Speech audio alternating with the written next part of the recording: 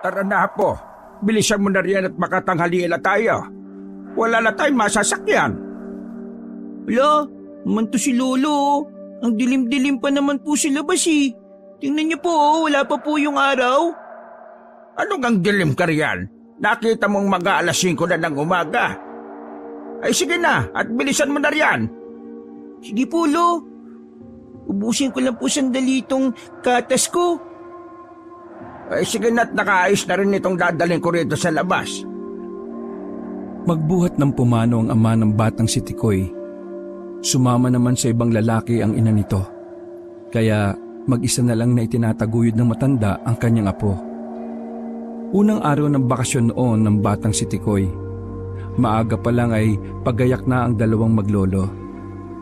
Naisipan kasing isama na matandang si Lolo Abet ang kanyang apo sa bayan. Doon ay dadalhin nila ang mga ani nilang kamote mula sa kanyang taniman para maibenta. Oh, ayun, may jeep na. Tara na at buhati mo na yung bayong mo riyan. Ang bigat-bigat naman po kasi nito, Lo eh. Dapat po binawasan niyo pa po ito ng konti. Ay nako, ikaw talagang bata ka oh. Pura ka talaga reklamo. 5 kilo kamote lang naman ang laman yan eh. Kahit na po, Lo. Mabigat pa rin po eh. Ay sige na. Tumigil ka na riyan kakareklamo. Ayan na ang jeep oh. Tara na't sumakay na tayo. Nang makaupo na ay kagad na nagbayad ang matanda. 10 itong 20. Eh, sa bayan lang. Eh, Manong, may bayad po yung mga dala niyong sako, ha? Ang bigat po kasi niyan, eh. Eh, ganun ba? Magkano naman ang idadagdag ko? 10 piso lang po. Eh, teka, sandali lang. O, heto. Ayos na ba yung 7 pesos? Ito na lang kasi natitirang barya ko rito, eh. Talagang sagad na ako. Iniwan ko rin kasi sa bahay yung pera ko, eh. Ay, sige po. Ayos na po yan. Pakitabi na lang po ng maigi yung mga dala nyo para hindi nakakaabala sa ibang mga paseherong pasakay. Sige, salamat. Lo, bakit nyo pa po binayad yung natitira nyo pang barya? Hindi po ba, nung nakaraang sumama rin ako sa inyo eh, libre lang naman po yung mga dala natin eh. Bakit ngayon po may bayad na bigla? Ay nako, pabayaan mo na apo. 7 pesos lang naman yun eh. Saka magkakapera pa naman tayo mamaya kapag nakabenta na tayo. Nang makarating na sila sa bayan, kagad silang naganap ng magandang lugar para mapwestuhan. Pinili nila ang matao at madaling makita ng mga namamalengke. Doon ay inilatag na nila ang isang sako at magkatabing naupo sa isang banda. Ilang sandali lang ay may paisa-isa nang namimili sa kanilang tindang kamote. Magkano po itong supot ng kamote nyo, Tang? Eh, 10 piso lang po yan, suki.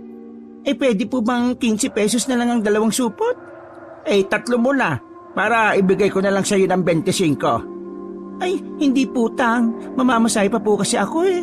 Paborito lang kasi ng mga anak ko itong kamote. Kahit yung isang balot na lang po siguro.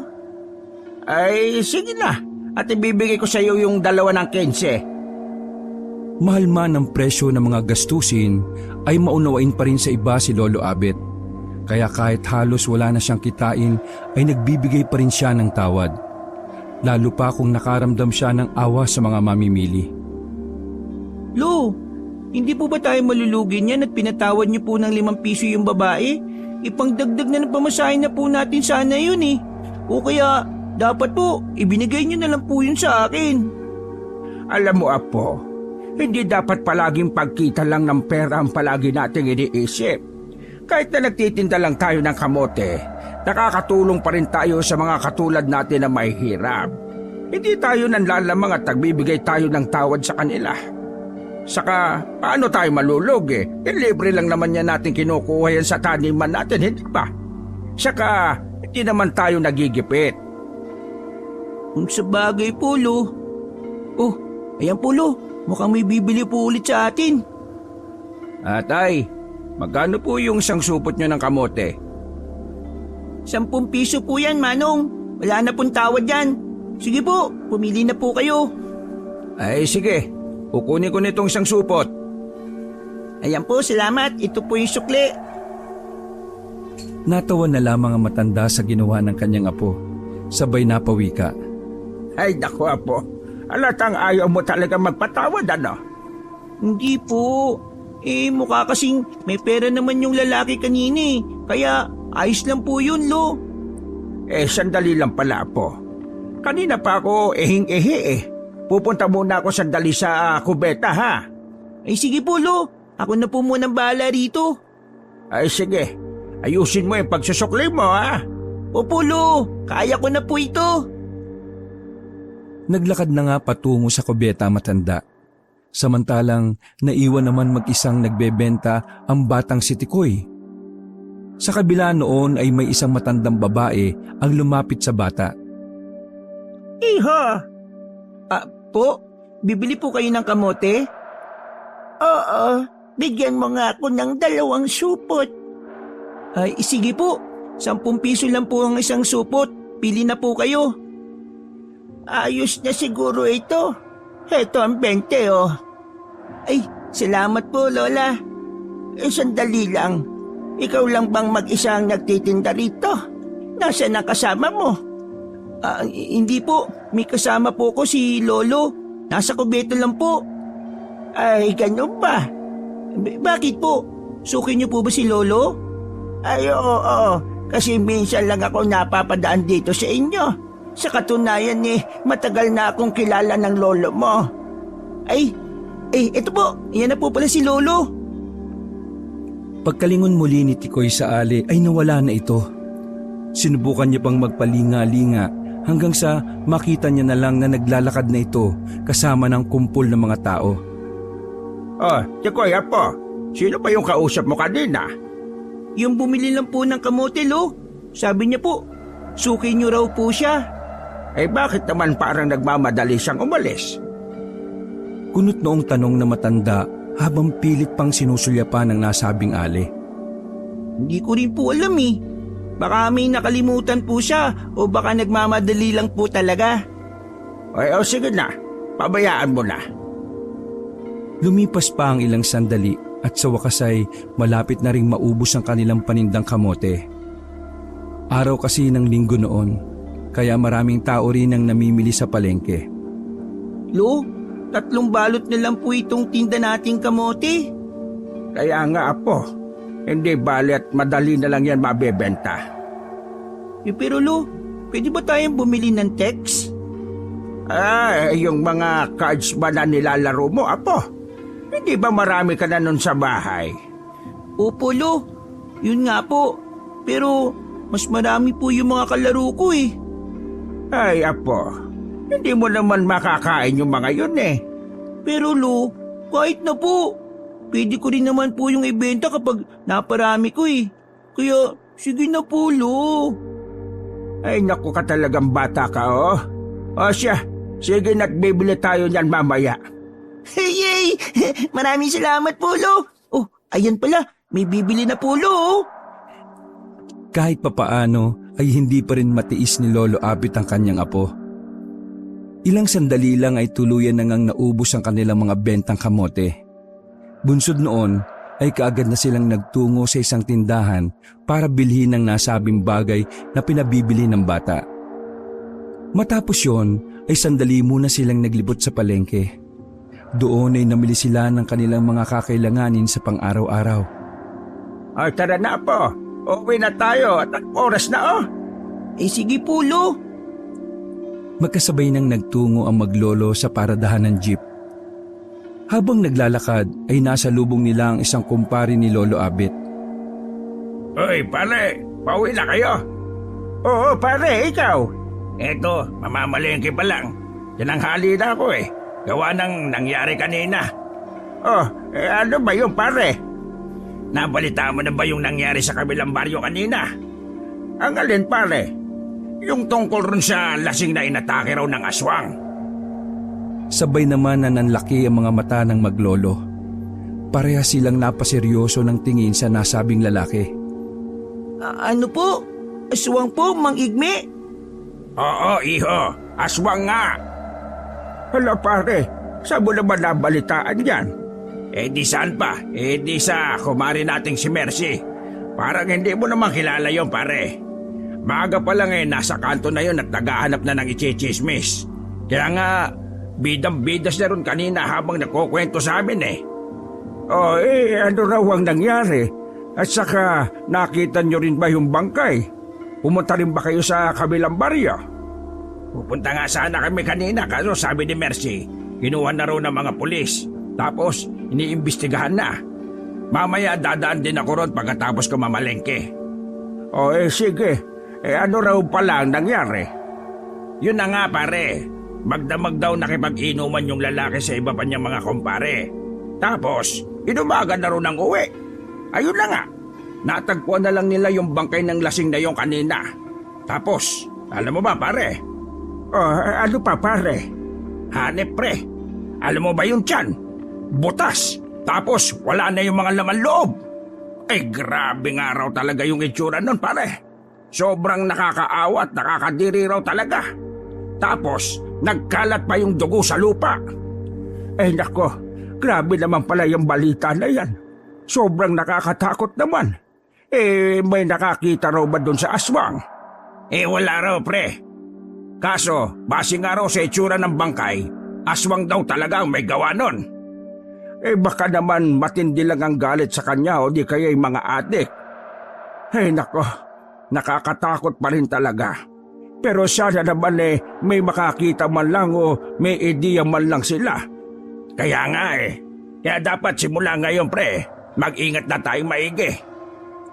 Habang patuloy pa sa paglalakad ang dalawa, ay tahimik lang na nakikinig ang takot na batang si Tikoy. Magtatanghaling tapat pa lang, subalit gayon na lamang ang kilabot niya dahil sa kanyang mga naririnig. Ilang sandali pa ay biglang may pumukaw sa kanyang atensyon. Napansin niya kasi ang isang aling nakatayo sa parting hindi kalayuan. Tila tinitingnan lamang siya nito at walang reaksyon ng mga mukha. Dahilan para makaramdam ng pagkailang ang bata. Marahan siyang lumipat sa likod ng kanyang lolo. Sa muli niyang pagbaling sa ali, ay muli na naman itong nawala sa kanyang paningin. O tara na, Apo. Apo. Tikoy, Apo. Tara na kako. Oh, bakit ba nakatulala ka pa riyan? Lo? Sige po, Lo. Tara na po. Ay, Diyos ko naman tong bata to. Bakit pa parang wala ka sa sarili mo? Ano ba yung iniisip mo? Sa kanilang muling paglalakad patungo sa paradahan ng jeep, ay naikwento ni Tikoy ang tungkol sa ali. Kasi po, Lo, yung ali po kanina, yung bumili po sa atin ng kamote. Oh, ano naman ang meron sa ali na yun, Apo? Kasi po, Lo, parang iba po yung pakiramdam ko sa kanya. Nakatitig lang po siya sa akin, tapos wala po siyang reaksyon. Baka naman natutuwa lang sa'yo yun, Apo. Natutuwa po, Lo?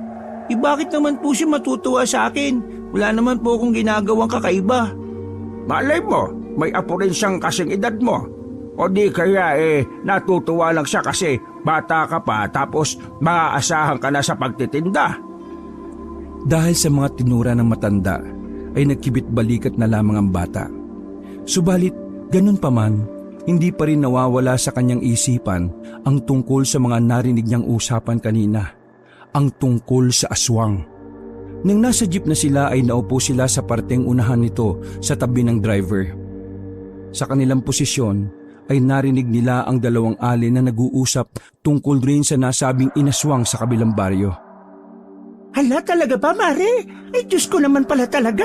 Grabe ang kilabot ko. Tingnan mo, tumatayo ang balahibo ko sa buong katawan. Totoo pala ang mga sinasabi nila, paring Dindo, ano? Ano pa nga ba? Kung ikaw ang tatanungin, Mare, kung ordinaryo kang tao, ano ang gagawin mo sa ibabaw ng bubungan ng 10 oras ng gabi? Di ba? Tapos, nang makita raw siya ni na Maring Ensing, bigla raw tumalo ng sobrang taas. Magdududa ka pa ba nun? Di, aswang nga talaga yon. Ay, kaya nga. Malamang, yun ang nakita nila na yun sa bubong. Yun rin yung aswang na umatake ron dun sa lasing kanina. Tila maging ang lahat ng sakay ng jeep noon ay hindi rin maiwasan na mag-usisa. Kaya hindi na nila napigilan na magtanong pa sa dalawang ali. Waring buhay na naman ang dugo ng dalawang ali habang patuloy na nagsasanaysay. Samantalang si Lolo Abet ay kausap naman ng driver ng jeep. Ang batang si Tikoy naman ay tahimik lang na nakikinig sa kanila. Ayan na yata yung baryong may inaswang kanina. Sabi pa ng driver sabay nguso sa harapan. Ay, para po Manong! Para! Bago pa man tuluyang mahinto ang jeep ay itinuro pa ng mga ali ang lugar ng insidente. Naroong sandali munang napahinto ang jeep at ang lahat ay napabaling sa parting yon. Wala na roon ang nasabing bangkay dahil maaga na itong na-recover ng mga pulis. Tanging nakita na lamang nila roon ay ang mga tape at harang na ginawa ng kapulisan. Medyo masukal ang lugar pero hindi ganoon kataas ang mga talahib at mga halaman. Ilang sandali pa ay nagpatuloy na muli sa pagtakbo ang jeep. Pagka-uwi sa bahay ay kaagad na nagluto ng pananghalian si Lolo Abet. Nang masalang na ang kanin ay sandali muna siyang nagpaalam kay Tikoy para makibalita sa iba pa nilang mga kapitbahay.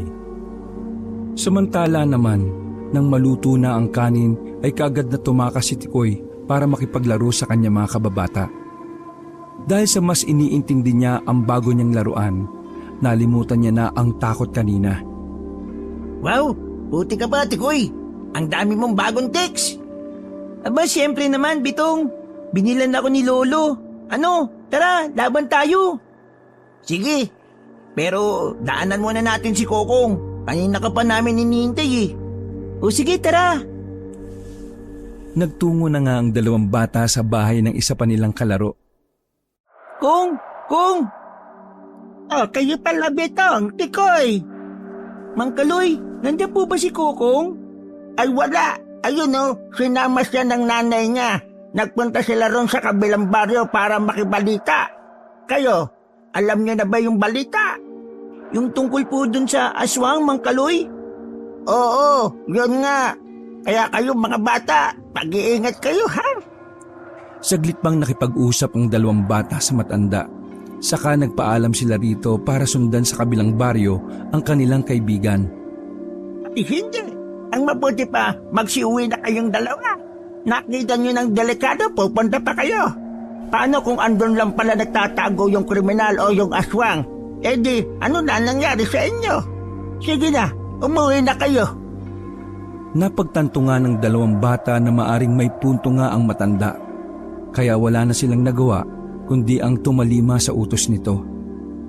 Sige pala, Betong. Mauna na ako sa iyo. Sa susunod na lang tayo maglaro.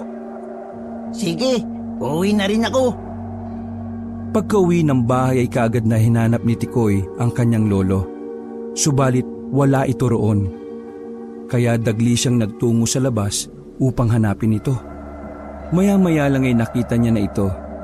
Kasalukuyang abala ang kanyang lolo sa pakikipagkwentuhan sa dalawang kumpare pa nito. Oh, ayan na pala nga po ko. Mukhang sinusundo na yata ako. O sige na pala mga pare, mauna na ako sa inyo at baka nagugutom na ito eh. Kakain muna kami sandali ha. Pagka-uwi ay inasikaso na ni Tikoy ang kanilang hapagkainan. Samantalang si Lolo Abet naman ay sandali munang tiningnan ang kanyang mga panabong na manok sa kulungan.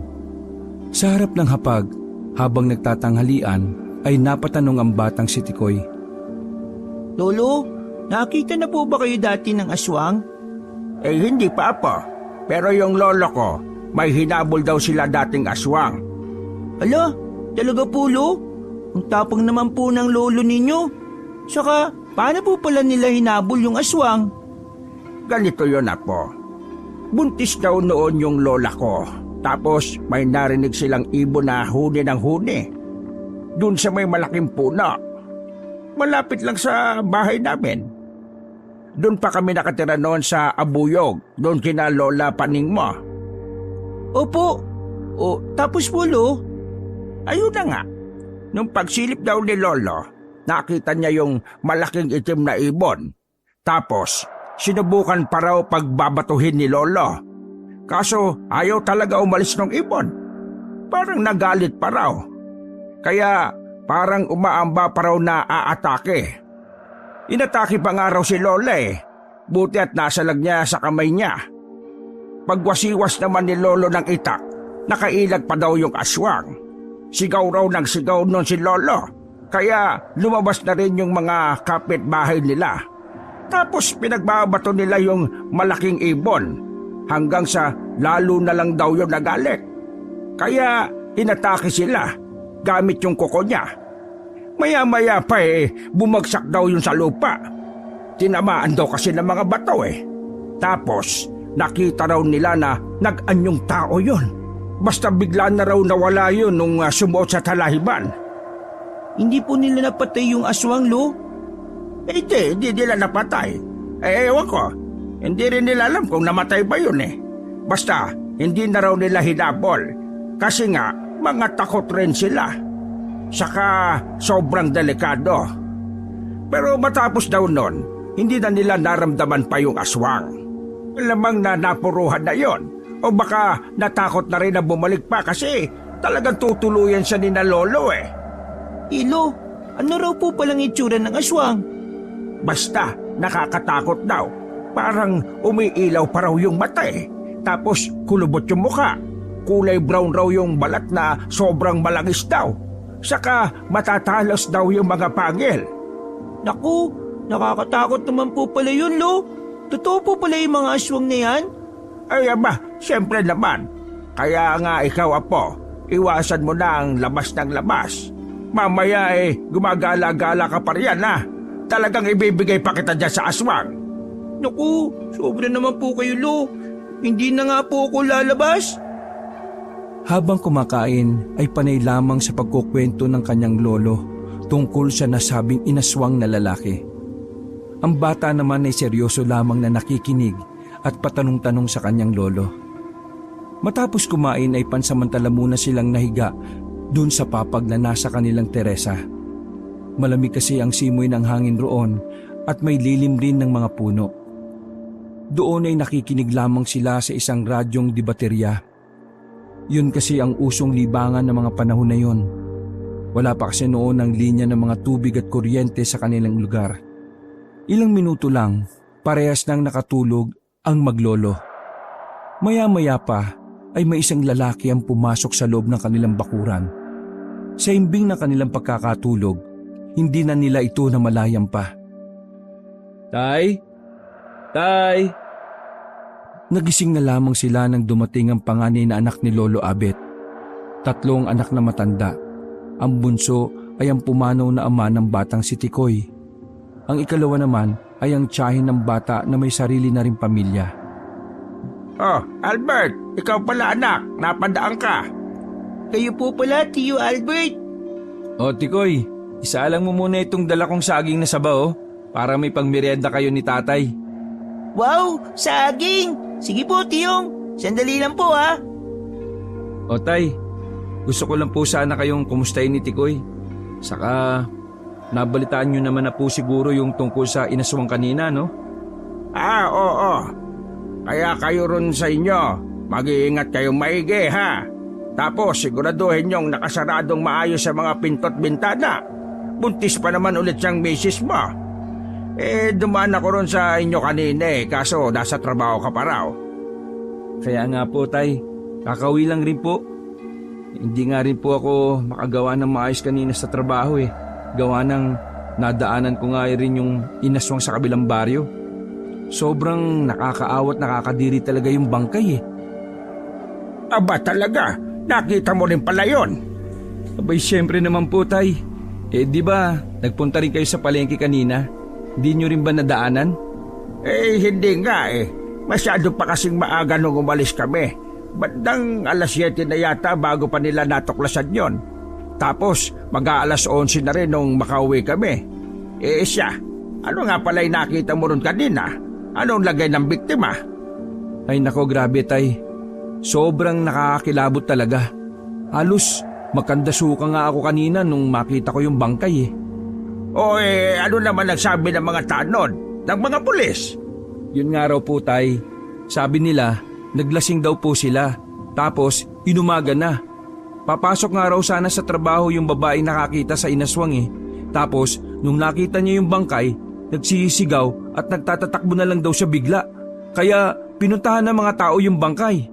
Buti na lang, nung napadaan yung jeep na sinasakyan ko kanina, huminto kami ron saglit. Tapos, Lahat kami nagsibabaan.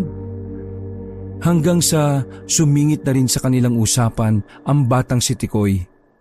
Ilang sandali pa'y nagpaalam na rin ang anak ni Lolo Abet. Ngunit bago ito umalis ay mahigpit pa itong nagpaalala sa maglolo. Oh, Tay, Tikoy, mag-iingat kayong maigi rito ha. Basta yung mga pinto at bintana i-check nyo lagi, dapat nakasara. Gumamit na po muna kayo ng arenola mamayang gabi para hindi na kayo lalabas pa. Tapos kapag may tumatawag sa labas, wag na wag niyong papansinin. Saka yung itak po tay ha, dapat palagi yung sa tabi nyo. Palagi nyo rin po palang titingnan yung bote ng lana para maramdaman nyo kung malapit na yung aswang. Kapag nakita nyo pong panay ang kulo, wag na kayo magdalawang isip pa ha. Humingi na kaagad kayo ng tulong sa mga kapitbahay. O sige na po, at mauna na po ako sa inyo. O sige Tikoy ha, ikaw nang bahala rito kay tatay ha. Yung mga sinabi ko. Sige po, Tiyong. Mag-ingat rin po kayo.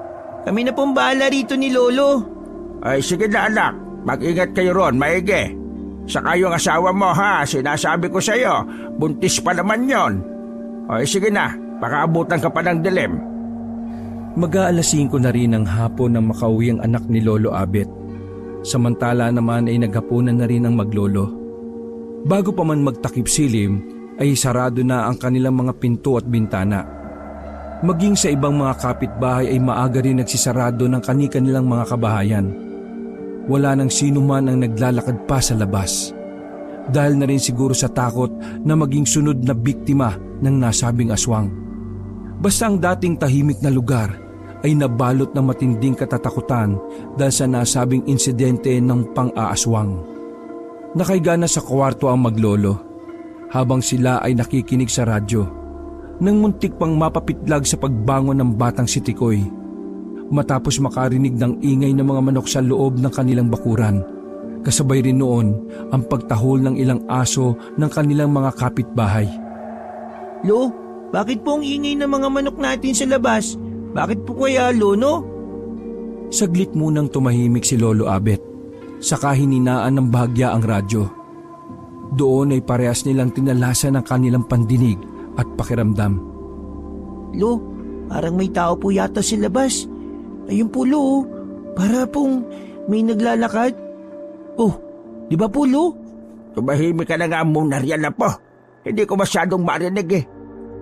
Nang may marinig nga silang mahinang pagyabag ng mga paa mula sa loob ng kanilang bakuran, sinabayan pa yun ng ingay ng mga manok na nasa kanilang kulungan. Bunsod noon ay parehas na nakaramdam ng kaba ang dalawa. Hindi na alam ng bata kung ano ang kanyang gagawin.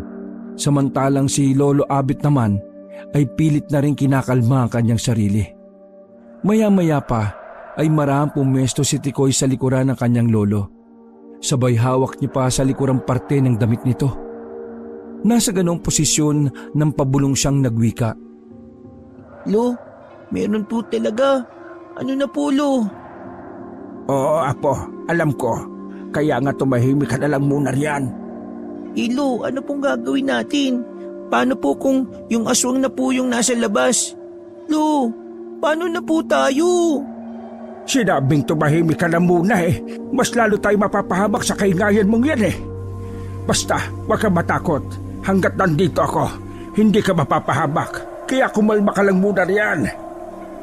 Mabuti na lang at naalala ni Lolo Abet ang tungkol sa bote ng langis ng lana na noon ay kasalukuyang nakapatong sa ibabaw ng kanilang altar. Isandali lang apo. Tumayo ka lang muna rito. May kukunin lang ako. Bakit po, Lo? Saan po kayo pupunta? Huwag niyo po akong iwan dito, Lo. Natatakot po ako. Kukunin ko lang yung bote ng lana sa altar. Ako na lang ang maglalakad at makatumunog pa ang sahig natin kapag sumunod ka. Napatingin muna si Tikoy sa altar. Nasa tabi ito ng kanilang pinto at mga ilang hakbang lang rin naman mula sa kanilang kinatatayuan. Waring sinusuri niya muna ang kalagayan sa loob ng kanilang silid hanggang sa basta napatango na lamang ito sa kanyang lolo. Unang hakbang pa lang ni Lolo Abet, napakunot noo at napapikit mata na lamang silang dalawa. Paano kasi kaagad itong nakagawa ng isang mahinang paglangit-ngit sa kanilang kahoy na sahig? May kalumaan na rin kasi ang kanilang yari sa kahoy na bahay. Daan-daan lang po kayo, Lo. Baka marinig po nila tayo. Mahinang bulong pa ng bata na tinanguan na lang na matanda. Kaya nagpatuloy na nga sa marahang paghakbang ang matanda. Sa kanyang bawat paghakbang ay tila rin pagtindi ng takot na kanilang nadarama. Si Tikoy naman noon ay nililitan ang pagkakasara ng talukap ng kanyang mga mata, habang bahagyang tinatakpan pa ng kanyang mga kamay ang kanyang mga mata. Sa wakas ay tuluyan nang narating ni Lolo Abet ang nasabing altar. Kaya roon ay mabilis niyang dinampot ang bote ng lana. Mas inilapit niya pa ito sa kanyang mga mata para lubos na mas makita. Gayon na lamang ang kanyang pagbuntong hininga, matapos matantong kalmado lamang ang likidong laman nito. Sa makatuwid ay wala itong tugon sa kung anumang nilalang ang nasa labas. Kaya sigurado na kaagad siyang hindi isang aswang o masamang elemento ang naroon. Kung hindi siya nagkakamali sa kanyang hinuha ay isa lamang itong tao. Bunsod noon ay naglakas loob ng lumapit sa bintana si Lolo Abet.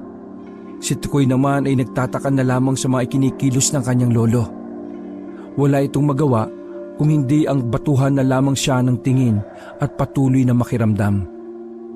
Hanggang sa walang ano-ano at buong loob na dumungaw sa maliit na siwang ng bintana si Lolo Abet. Napakunot na lamang ang kanyang noo nang makita roon ng tatlong lalaki. Tila palihim nilang ninanakaw ang kanyang mga alagang manok na panabong mula sa kulungan ng mga ito.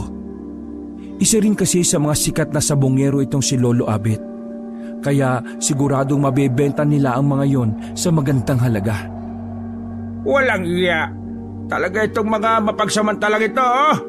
Talagang sinasamantala pa ang takot ng mga tao para makapaghasik ng mga kalokohan. Yung mga panabong ko pa ang pinunteriya.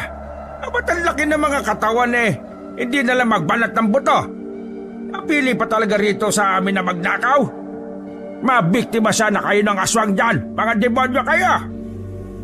Dahil sa madilim na oras na yon, ay hindi na nagawa pang mamukaan pa ni Lolo Abet ang nasabi mga magnanakaw. Hindi pa rin niya sinubukan pang sumigaw dahil sa isip na baka mas lalo lamang silang mapahamak. Basta inihanda na lamang niya ang kanyang sarili habang hawak ng maigpit ang itak. Para kung sakaling mangpwersahan silang pasukin ng mga ito, magagawa niyang protektahan ang kanyang apo at ang kanyang sarili. Matapos makontento ang mga magnanakaw, ay dali-dali na silang lumisan dala ang ilang manok na inilagay na sa kanilang dalang sako. Hindi ito nag-ingay sa dahilang baka may kung anong pangpakalma silang ginamit sa mga ito. Naiwan namang walang imik ang matandang si Lolo Abet. Lolo? Lolo? Pabulong na tawag pa ng bata sa kanyang lolo. Bagay na hindi naman ito tinutugunan. Kaya marahan pang lumapit ang bata sa kanya. Saka muling nagtanong na may halong takot at pag-aalala. Lolo, ano po nakita nyo? Aswang po ba yun, Lo? Hindi, apo. Mga kawatan lang sila. Ninakaw nila yung mga manok ko. Ala, ninakaw po nila, Lo. Paano na po yan, Lo? Wala ka na pong panabong. Ayos lang yan, apo. Ang importante ay ligtas tayo. Diyos na ang bahalang gumatli sa mga kawatan na yon.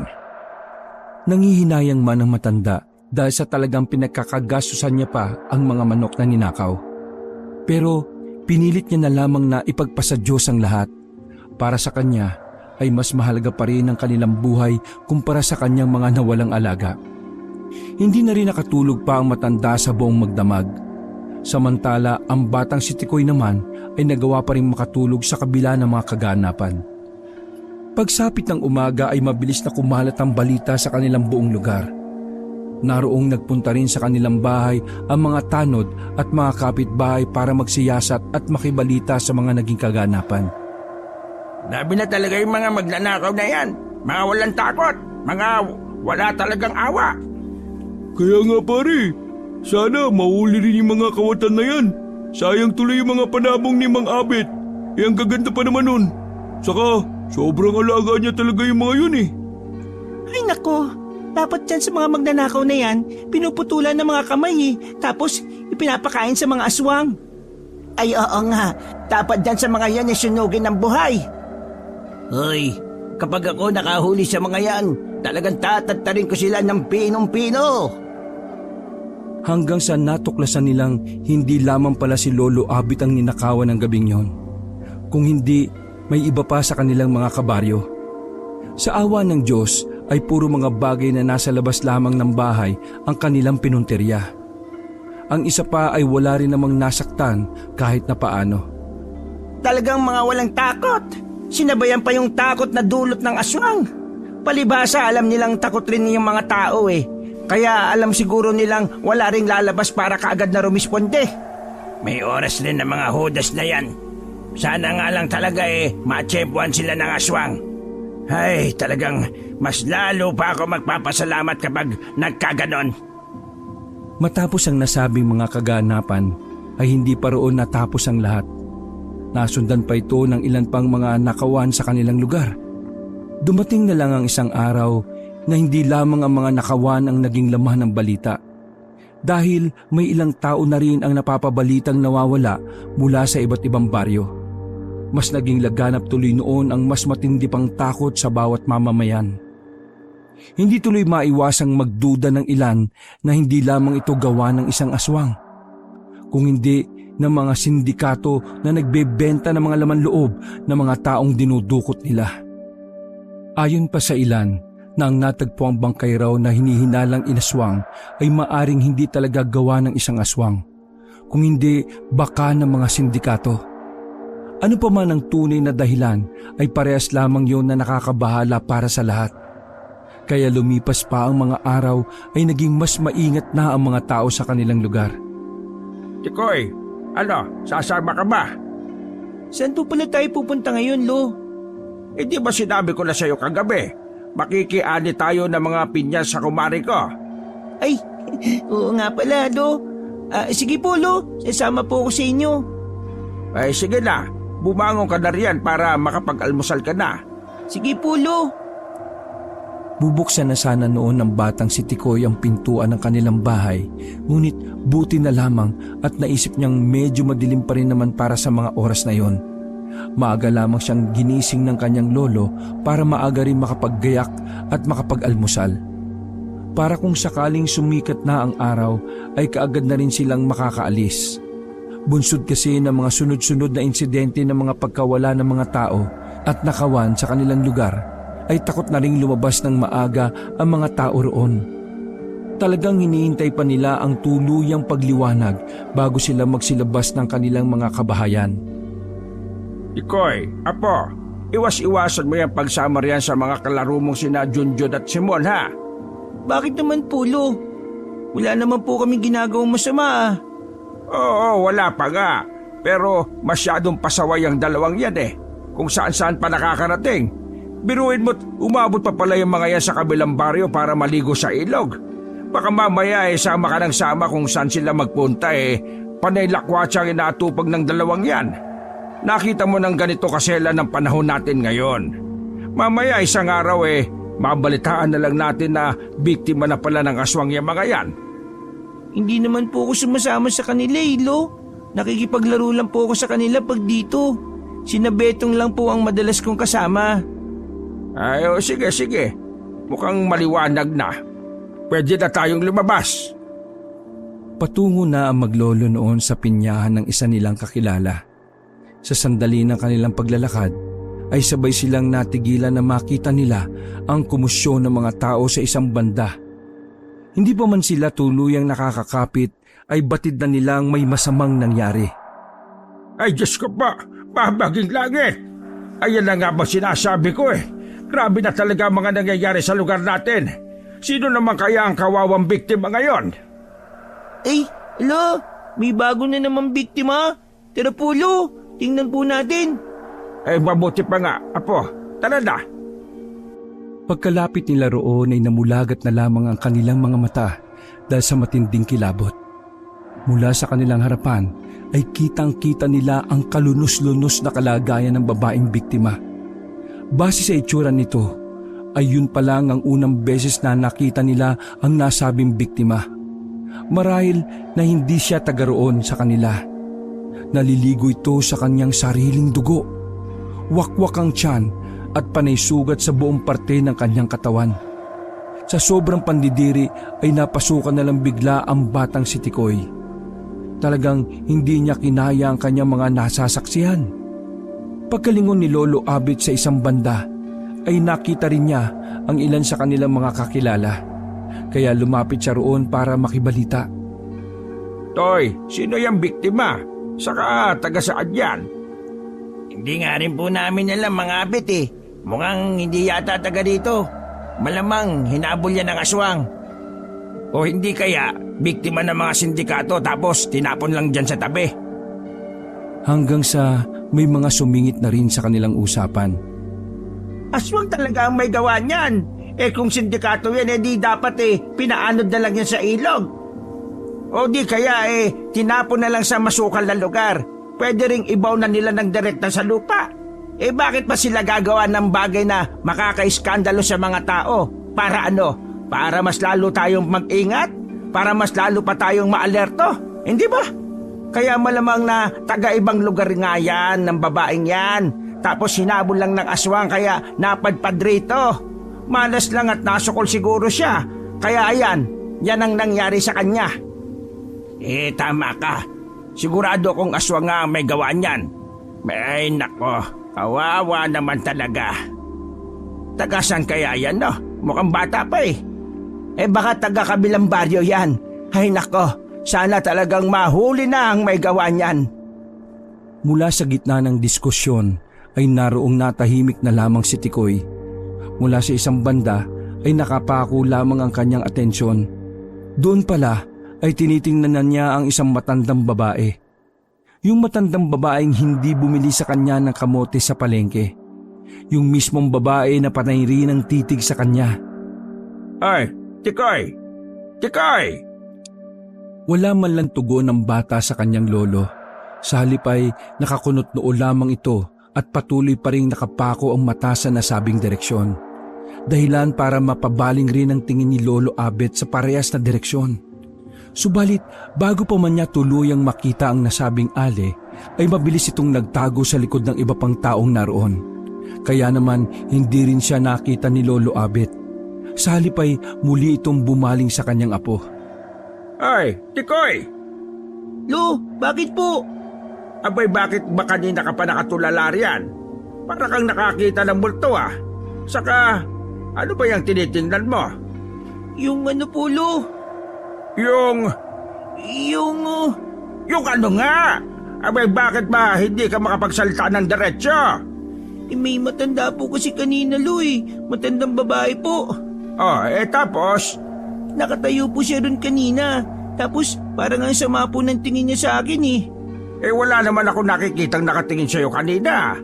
Bigla na lang po kasi siyang umalis, Lo Hindi ko nga po nakita kung saan siya nagpunta. Tinawag niyo po kasi ako At ako pa pala sinisisi mo. Sino naman yung matandang babae na sinasabi mo? Hindi ko nga rin po alam, Lo. Basta, ikalawang beses ko na po siyang nakita.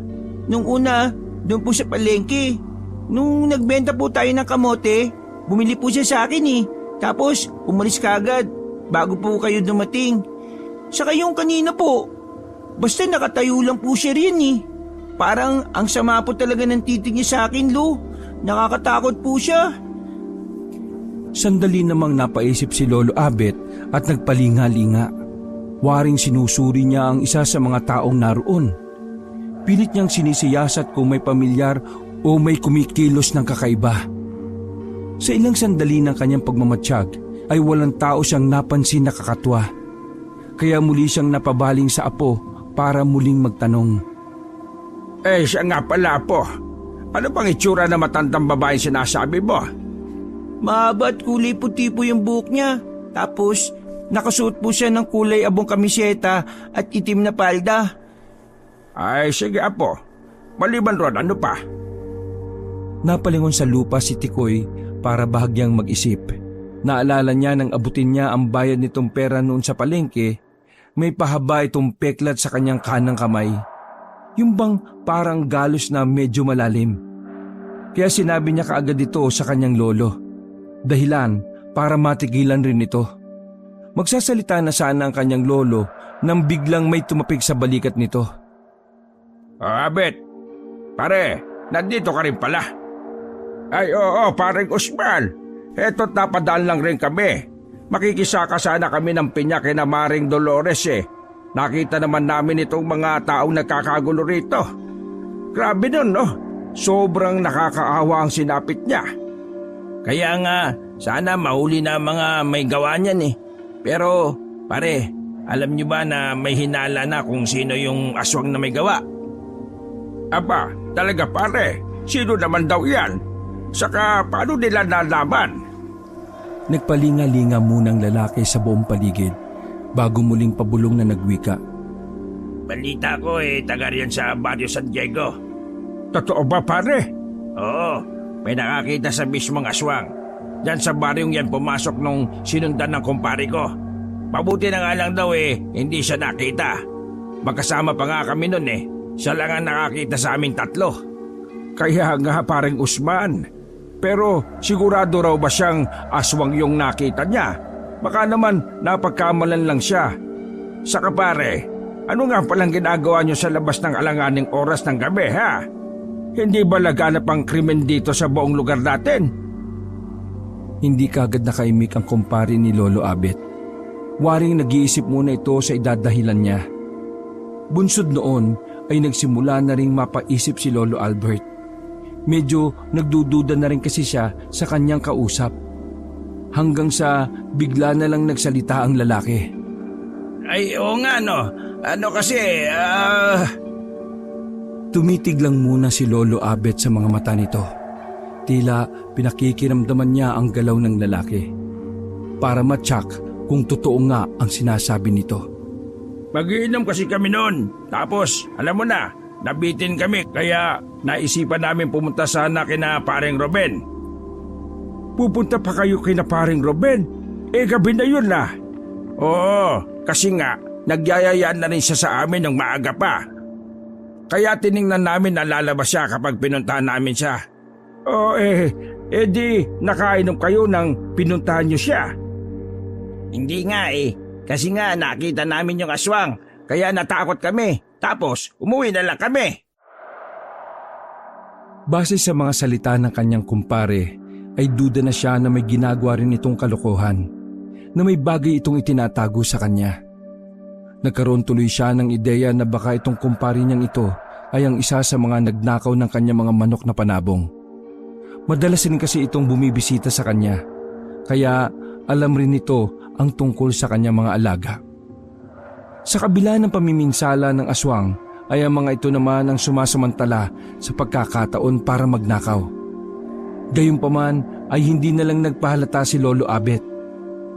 Ay sige na pala pare, mauna na muna ako sa inyo ha. May gagawin pa ako kasi. Aalis ka na kagad? Hindi ba kakarating mo lang? Hindi pare, may inuutos pa kasi sa akin ng asawa ko Sige na, at mauna na ako sa inyo. Pag-alis ng lalaki ay muling bumalik sa pag-uusisa at pakikibalita sina Lolo Abet. Samantalang si Tikoy naman ay kasama na rin ang kanyang mga kababata na naroon pa rin para tingnan ang kalagayan roon. Ilang sandali pa ay muling naalala ni Lolo Abet ang kanyang dapat gawin para sa araw na yon. Kaya naman kaagad niya nang niyaya si Tikoy para magtungo sa nasabing pinyahan. Habang nag-aaral sila ng mga pinya, ay walang humpay ang kanilang pag-uusap tungkol sa mga nangyayaring kaganapan. Abala rin doon ang batang si Tikoy sa pamimitas ng mga pinya. Maya-maya pa ay natanaw nito ang isang tuta. Nakaupo lamang ito sa isang banda sa katahimik na nagmamasid sa kanila. Kagad namang napatigil sa ginagawa ang bata. Doon ay nilapitan ng nasabing tuta. Ala, ang cute-cute mo naman. Anong pangalan mo, tuta? Bigla namang napatahol ang nasabing tuta. Tila napatugon nito sa kanya. Sabay nagsimula ng kumawag ang buntot nito at nagpaikot-ikot sa kanya. Talagang halatang halata ang matinding kasiyahan nito habang hinihimas-himas ito ni Tikoy. Ang cute mo talaga. Gusto mo ba ampunin na lang kita? Iuwi na lang kita dun sa amin. Gusto mo? Waring mas lalo pang natuwa ang tuta dahil sa kanyang mga sinabi. Hanggang sa nagwika ang kumari ni Lolo Abet na may-ari ng nasabing tuta. Ano Tikoy, parang tuwan-tuwa rin siya sa'yo ah. Kaya nga po Aling Dolores mukhang natutuwa po talaga siya. Ano po ang pangalan niya? Joshua. Joshua ang pangalan niya. Napulot rin namin yan kung saan-saan. Joshua? Ang cute naman po ng pangalan niya. Bagay na bagay po sa kanya. Gusto mo ba sa iyo na lang yan? Total marami naman kaming aso rito. Wow! Talaga po Aling Dolores? Ibibigay niyo po sa akin itong si Joshua? Oo naman no. Basta ba aalagaan mo siyang mabuti? Sige po, aampunin ko na po siya. Ako na po mag-aalaga sa kanya. Maraming salamat po talaga Aling Dolores. Sabay yakap na ni Tikoy sa tuta na siya namang tuwang-tuwa na rin sa kanya. Sakto yan. Ilang buwan na rin kasing namatay yung aso naming si Pulgas dahil sa katandaan. Ayaw ko na sana mag-alaga dahil ang lungkot pala kapag namamatayan ka ng alagang aso, lalo kapag mahal na mahal mo. Sobra talagang ang iniyakan yun ni Tikoy nung mamatay talaga? Ayan pala Joshua, may bago na mag-aalaga at magmamahal sa'yo. Basta, wag mo siyang pababayaan Tikoy ha? Opo, maraming salamat po ulit Aling Dolores. Nang hapon ng araw na yon ay masayang umuwi ang maglolo. Abang dala rin nila ang bago nilang alagang si Joshua. Bago pa man sila tuluyang makarating sa bahay, ay dumaan muna sila sa tindahan para bumili ng kanilang mga kakailanganin. Matapos makabili ay muli na silang nagpatuloy sa kanilang paglalakad. Ilang hakbang pa lamang sila ay bigla na lamang tumahol ng tumahol ang asong si Joshua. Hindi mawari ng maglolo kung galit nga ba ito o parang may gusto lang sabihin. Bakit Joshua? May problema ba? Sabay na napabaling ang maglolo sa kung saang direksyon tumatahol ang tuta.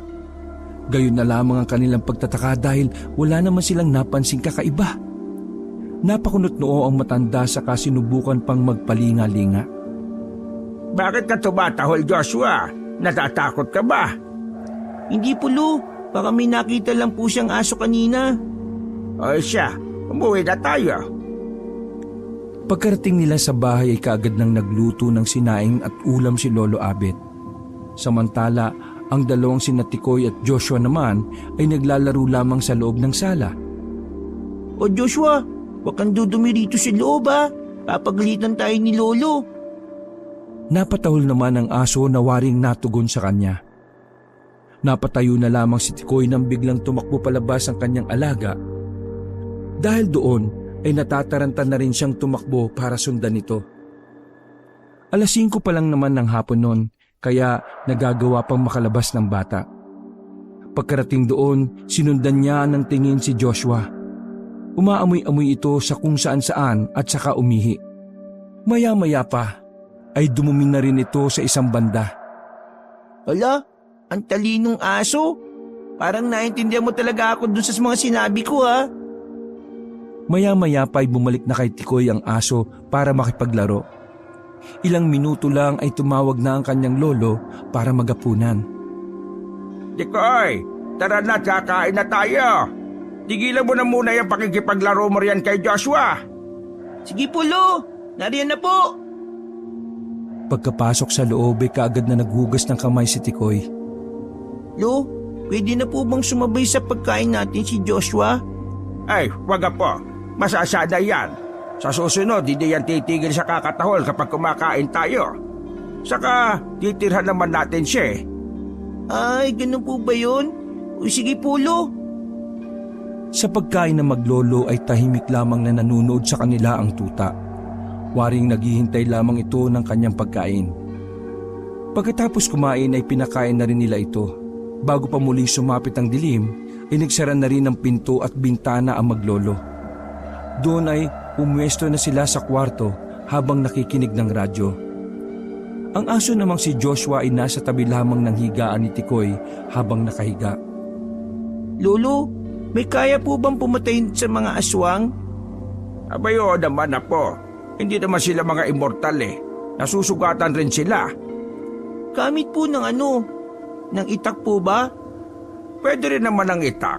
Kaso, hindi yung basta-basta tatalab sa mga aswang. Bakit po, Lo? Makapal po ba yung balat nila?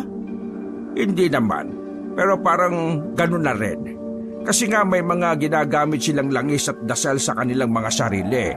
Kaya nagagawa nilang depensa ng anumang uri ng atake. Lo, paano po ba naman susugatan ng mga aswang? Depende rin na po. Sabi kasi ng lolo ko, mabisa raw na pampatay sa mga aswang yung mga yari sa pila ko tanso na itak.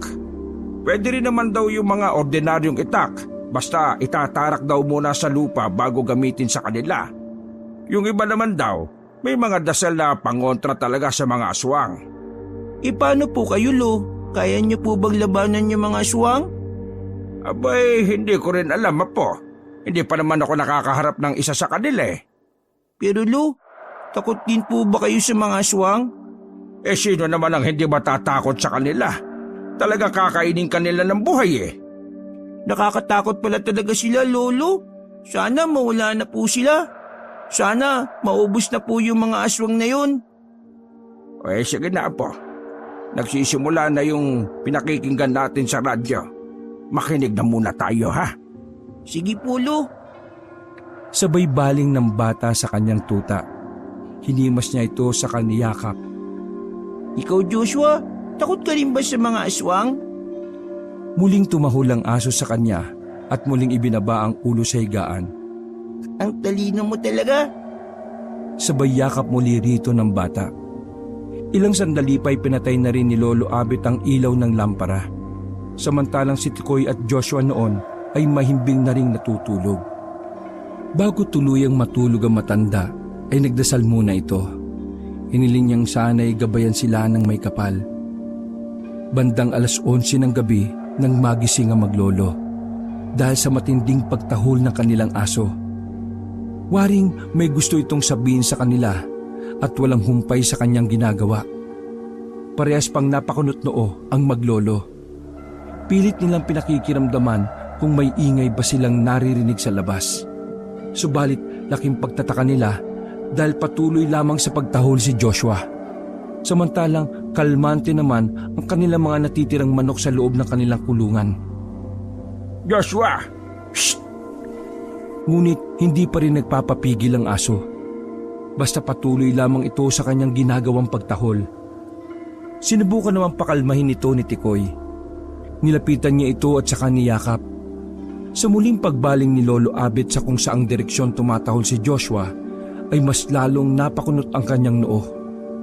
Kasalukuyang nakarap kasi ito noon sa harapan ng kanilang bintana.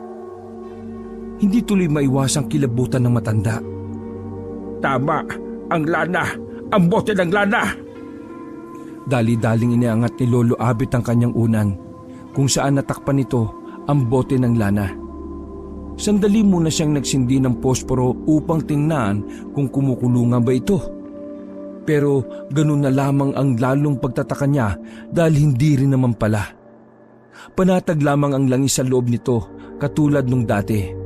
Batid na maglolo na may kakaiba talagang nararamdaman o naririnig ang aso, kaya maging sila ay inalerto na rin ng kanilang mga sarili. Takot man, pero marahang napadungaw sa mga siwang si Lolo Abet. Sa kanyang pagsisiyasat sa labas, ay wala naman siyang napansing kakaiba. Lolo, may tao po ba? Tanong ng bata, ngunit hindi tumugon ng kanyang lolo. Kaya naman lakas loob na lumapit rin sa bintana si Tikoy. Sa kanyang pagdungaw roon ay napaupo na lamang siya sa matinding pagkabigla. Tila nilumot ng matinding takot ang bata. Apo, anong nangyayari sa'yo? Anong nakita mo? Lo, yung matanda. Oh, matanda? Anong matanda? Wala naman ako nakikitang matanda sa labas ha. Meron po, Lo. Nasa labas po yung matanda. Yung sa palengke po, Lo. Yung naroon rin po sa pinatay kanina. Ano? Nasaan? Nag-aalalang napalingon muli sa siwang si Lolo Abet. Subalit ganun pa rin. Wala pa rin siyang nakita. Sa mga puntong yon ay natigilan na rin sa pagtahol si Joshua. Saan ba Apo? Wala naman ako nakikita Natatarantapang tanong nito sa apo. Hindi naman na makasagot si Tikoy. Nanlalaki lamang ang kanyang mga mata habang nanginginig na rin sa matinding takot. Ay, kumalma ka nga muna kasi apo. Huwag kang matakot. Nandito ako. Poprotektahan kita. Hindi siya makakalapit sa atin. Sabay kuha ni Lolo Abet sa kanyang itak. Maya-maya pa ay biglang may naalala matanda. Naisip niyang muli na may sinabi nga pala sa kanya ang apo niya tungkol sa matandang babae. Sinabi kasi ni Tikoy na puti raw ang mga buhok at may galos raw sa kamay. Bagay na parang may ideya na siya. Pero para sa kanya ay talagang imposible ang bagay na yon. Gayunpaman ay nagbakasakali siya. Apo, ano nga itsura ng matanda? Hindi ba sabi mo may peklat siya sa kamay? Opo, Lo. Sandali lang. Sobrang parehas man silang natatakot pero sa hindi malamang dahilan ay bigla na lang itong naghalungkat sa lumang baol na nasa kwarto ni Lolo Abet. Tila may kung anong importanteng bagay siyang gustong ipakita kay Tikoy. Maya-maya pa ay inilabas niya ang isang lumang larawan. Sandali pa niyang sinindihan ng lampara at ipinakita ang bagay na yon kay Tikoy. Apo, tignan mo maigi. Eto ba? Siya ba'y nakita mo? Opo, Lo. Siya nga po. Siya po yung nasa labas. Hindi ba, Are? Paano nga? Sandali pang napakunot ng noo ang bata. Po, bakit po, Lo? Hindi kaya si Lola Odessa nakita mo? Si Lola Odessa po? Oo, siya nga. Hindi po ba patay na ang lola mo? Oo, Apo. Matagal lang patay ang lola ko. Kung ganon, bakit po siya nandito? Bakit ko po siya nakikita? Napalingon sa sahig si Lolo Abet at malalim na nag-isip. Hindi kaya... Ano po, Lo? Hindi kaya binabantayan kanya? Po? Binabantayan? Iboy pa po yung matandang nakikita ko, Lo eh. Di ba nga po, bumili pa siya na sa akin ng kamote? Kaya paano pong siya yung nakikita ko? Hindi ko rin alam, Apo. Pero hindi ba sabi mo puti yung buhok ng nakita mo? Hindi naman puti ang buhok ng nakita kong bumili sa iyo ng kamote. Hindi pa matanda yung nakita ko doon. Mas lalo tuloy nang ilabot si Tikoy dahil sa kanyang mga narinig. Sigurado po kayo, Lo? Paano po nangyari yun? Basta, Apo, ikaw lang ang nakakakita sa kanya. Malamang na ginagabay ang kanya. Maring natawag mo ang kanyang presensya. O di kaya ay bukas ang iyong ikatlong mata. Basta, hindi ko talaga alam. Kung ganun po, Lo, bakit po pala siya nandito? Babala. Baka nagbibigay siya ng babala. Tama, merong nasa panganib. Nang maalala ni Lolo Abet na malapit na rin pala ang nasabing kapanganakan ng asawa ng panganay nitong si Albert, labis-labis siyang nataranta. Wala nang ano-ano pa ay dagli niyang kinipkip ang itak sa kanyang kamay, sa kabuong tapang na kumaripas sa bahay ng kanyang anak. Takot na napasugod na lamang si Tikoy rito. Samantalang sumunod na rin sa bata ang asong si Joshua. Pagkarating roon ay hindi nga sila nagkamali ng hinala, sapagkat naabutan nila ang isang kagimbal-gimbal na eksena. Naroong kitang-kita nilang maglolo ang isang nilalang na walang saplot habang nakadapa sa bubungan ng bahay ni na Albert. Labis talagang kahindik-hindik ang itsura ng nasabing nilalang. Nangingintab sa langis ang kanyang buong katawan, samantalang nanlilisik rin ang kanyang mga mata at napupuno ng matutulis na pangil ang kanyang naglalaway na bibig. Walang hiya kang aswang ka! Hayop kang kampo na kadiliman ka! Bumaba ka riyan at akong harapin mo! Bumaba ka riyan at huwag niyang magiging apo ko ang pupuntirihin mo! Dito, halika! Papatay kita! Napabaling naman kay Lolo Abet ang gigil na nilalang. Ngunit sa halip na matakot ay mas lalo pang nanggalaiti sa galit ang matanda. Mas tinodo niya pa ang paghahamon sa nasabing aswang na noon ay nakatuon na lamang sa kanya. Mura ng mura noon si Lolo Abet sa kanya. Dahil sa patuloy na pagsigaw ng matanda ay nagsilabasan na rin ang mga tao sa buong paligid. Maging ang panganay niyang anak na si Albert ay tila doon palang nagising. Wala pa rin pala silang kaalam-alam na naroong inaaswang na pala sila ng mga oras na yon. Isa rin kasi sa katangian ng ibang aswang ang mag-usal ng dasal na pamako at ibang dasal sa kanilang mga binibiktima para kahit anong ingay ay hindi sila magigising o basta makakagalaw. Ayun! Ayun! Ayun ang aswang! Walang iya ka! Ikaw pala ang aswang! Ito ang katapusan mo! Madali kayo mga kasama! Sugurin natin ang aswang na yan! Patayin natin ang aswang na yan! Bilisan nyo! Kumuha tayo ng bato at batuin natin! Bilis mga kasama! Baka makatakas pa siya! Nagkukumahog na dumampot ng kung ano-anong bagay ang mga taong nasa paligid. Dahil doon ay batid na rin ng aswang na alanganin na rin ang kanyang lagay. Kaya susubukan pa sana nitong tumakas, subalit paglipat nito sa kabilang parte ng bubungan ay laking gulat niya dahil wala sa paghahanda nang masapol siya ng isang malaking bato sa kanyang panga. Dahilan para sandali siyang mawalan ng ulirat. Ayun siya, Paul! Oo nga, sapol siya! Sige, huwag natin tigilan! Eto pa! Hiya! Bilis at bago pa makatakas! Sunugin natin siya ng buhay! Salot kang aswang ka, mamamatay ka na!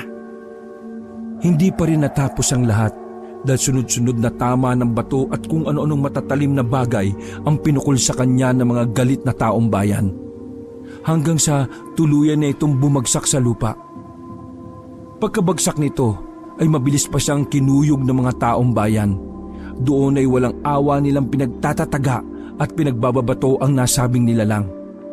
Tila ba ang bawat isa ay buong lakas na inilabas ang lahat ng kanilang galit sa walang buhay na aswang. Maya-maya pa ay binuhusan pa ito ng gaas at saka sinilaban. Tuwang-tuwa naman ang mga tao dahil sa wakas ay napatay na nila ang aswang. Sobrang hindi sila makapaniwala na harapan nila itong nakikita. At higit pa roon ay nagawa pa nila itong patayin ng tuluyan. Maraming salamat po, Itay. Iniligtas niyo po ang mag-ina ko. Salamat po. Naiiyak na wika na lamang ng panganay na anak ni Lolo Abet. Sabay yakap nito sa kanya. Buong magdamag ay hindi na nagsitulog pa ang mga taga roon. Sa halip ay binabantayan na lamang nila ang labi ng aswang habang kanya-kanya sa kanilang mga usapan. Kinaumagahan rin ng araw ng insidente ay ligtas rin na naipanganak ang apo ni Lolo Abet. Sa parehas rin na araw nang muling magulantang ang mga tao. Sa isang banda kasi, natuklasan nila ang 2 pang bangkay ng lalaki. Abay, teka, hindi ba't? Oo, paring Abet. Sila paring Usman nga yan. Mukhang nadali rin ng aswang eh. Ano ba naman kasing ginagawa niyang dalawang yan sa labas ng gabi? Ay nako, mga pare, alam niyo ba?